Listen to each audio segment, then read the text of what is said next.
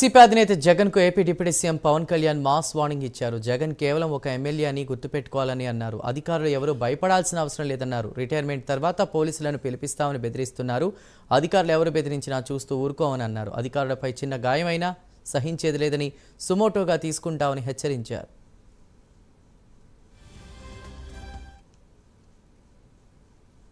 Police అధికారులను బెదిరిస్తా ఉన్నాం.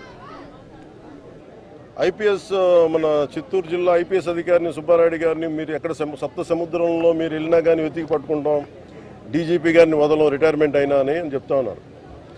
నేను చెప్తా ఉన్నాను, వాళ్ళనే కాదు ఎవరైనా సరే మీరు అధికారులకి ఇలాంటి థ్రెట్స్ ఇచ్చి మీరు కనుక వాళ్ళ మీద చిన్న ఈగ వాలిన, వాళ్ళ మీద ఘాటు పడ్డా, చిన్న గీటు పడ్డా కూడా మీరే బాధ్యత వహించాల్సి వస్తుంది. దీన్ని సుమోటోగా కింద తీసుకుంటాం.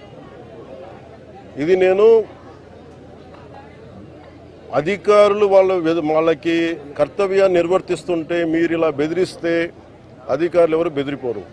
అందుకని మేము మేము మొన్న చెప్పాము, మెతక ప్రభుత్వం మంచి ప్రభుత్వం కానీ మెతక ప్రభుత్వం కాదని.